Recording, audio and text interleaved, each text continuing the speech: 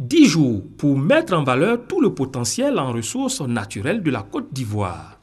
10 jours pour promouvoir les opportunités d'investissement dans l'agriculture et l'élevage en Côte d'Ivoire. Le tout autour de 9 pôles d'exposition. Voilà présentés les grands axes du Salon international de l'agriculture et des ressources animales d'Abidjan, Sahara, édition 2015. Pour ce grand retour, 16 ans après sa dernière édition, le Sahara entend se positionner comme un salon de dimension internationale. Nous, on veut un salon de niveau mondial.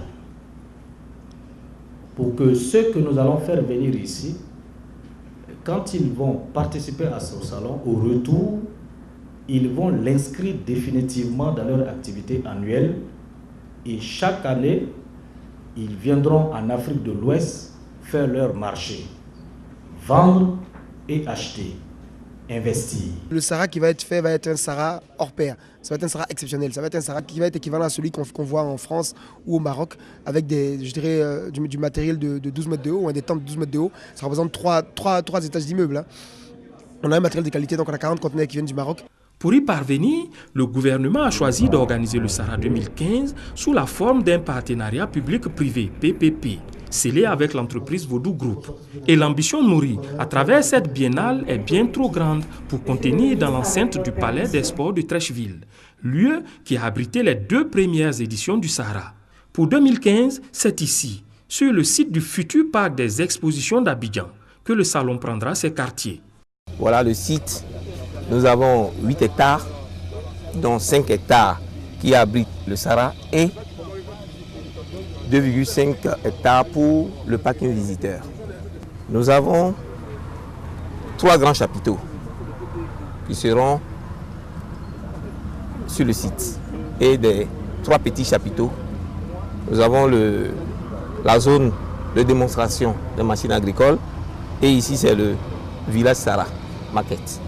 Dans toute sa forme, le Sahara 2015 séduit le secteur privé. Lorsque des grands manufacturiers de pneus verront que notre pays dispose en quantité, en qualité de caoutchouc naturel, je pense que ce sera déjà quelque chose de positif.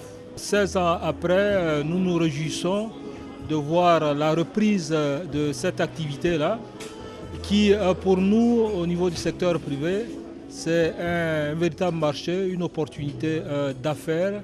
Si tu ne veux pas que ça brûle, ça ne peut pas cuire. Alors le Sahara, ça va appeler les investisseurs, ça va appeler des gens qui vont intéresser sur nos produits qu'on produit en Côte d'Ivoire ici. Les coûts des stands ont déjà fait l'objet d'un abattement de 25% pour les entreprises et de 40% pour les coopératives du vivrier. Ils sont de 385 000 francs CFA le mètre carré pour les grandes entreprises, 240 000 francs CFA pour les entreprises moyennes et 30 000 francs CFA pour le secteur du vivrier. Des coûts jugés élevés par certaines entreprises. Le CDT souhaiterait participer au Sahara, mais disons que le coût des stands est vraiment très élevé.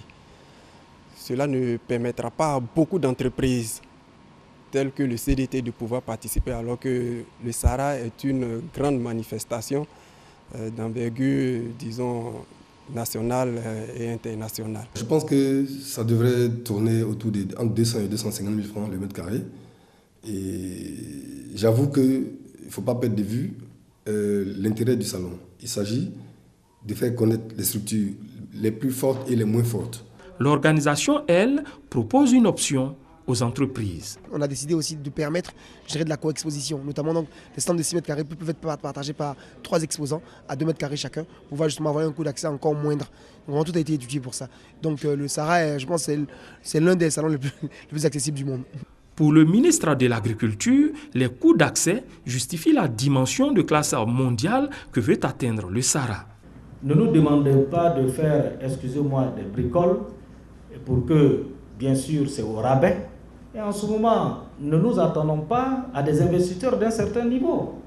Les gens ils vont à des salons qui offrent un certain nombre de services. En somme, le Sahara est un véritable défi pour la mobilisation des investisseurs de par le monde.